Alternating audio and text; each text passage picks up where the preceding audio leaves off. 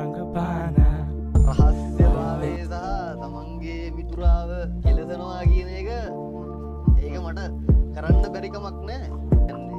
ඒක කරොත් දෙගන්නේ හොඳ නෑ වගේනේ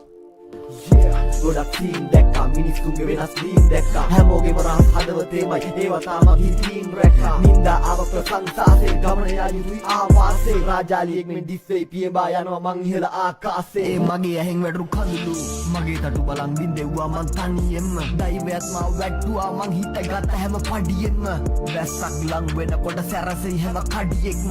අත්දැකින් බහුල වෙද්දි දැනෙයි දේවල් කලියෙන්ම තාත්තා මගේ යාඥා වුණා මගේ අයියා මගේ තාත්තා වුණා දෛවයේ එක්කලා රණ්ඩු කරපු මං මගේ ගමනාන්තේ සාක්ෂාත් වුණා දිරාපත් වේවි කය නම් ගමනක් නෑ කුහක වෙන අය නම් මාත් එක්ක මුළු ගමක් ඉන්නවා ගෑවිලවත් නෑ බය නම්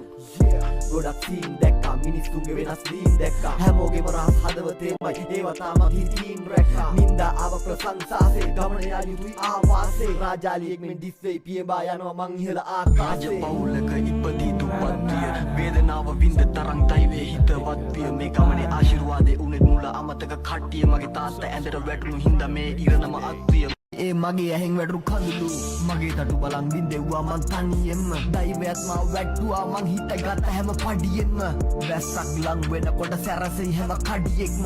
අත්දැකින් බහුල වෙද්දි දැනෙයි දේවල් කලියෙන්ම පොඩි කාලේ මං කරපු දේවල් තමා හුතු තොපි දැන් කරන්නේ කවුරුත් දන්නේ හරි පාර මොනාට කරන්නද ප්‍රතිප්‍රහාර දවසක් ඒ මිනි පෙට්ටියේ ඉස්සරයි මහා පාර දිගේ දැලි දාන මගේ තාත්තා මගේ යාඥා වුණා මගේ අයියා මගේ තාත්තා වුණා දෛවයේ එක්කලා රණ්ඩු කරපු මම මගේ ගමනාන්තේ සාක්ෂාත් වුණා දිරාපත් වේවි කය නම් ගමනක් නෑ කුහක වෙන අය නම් මාත් එක්ක මුළු ගමක් ඉන්නවා ගෑවිලවත් නෑ බය නම් ගොඩක් සීන් දැක්කා මිනිස්සුන්ගේ වෙනස් වීම් දැක්කා හැමෝගෙම රහස් හදවතේමයි ඒවා තාමත් හිතින් රැක්කා නින්දා ආව ප්‍රශංසාසේ ගමන යායුයි ආවාසේ රාජාලියෙක් මෙන් දිස්සේ පියඹා යනවා මං ඉහළ ආකාසේ නනනන සිතුවිලි හිතත් එක්ක රංගපානා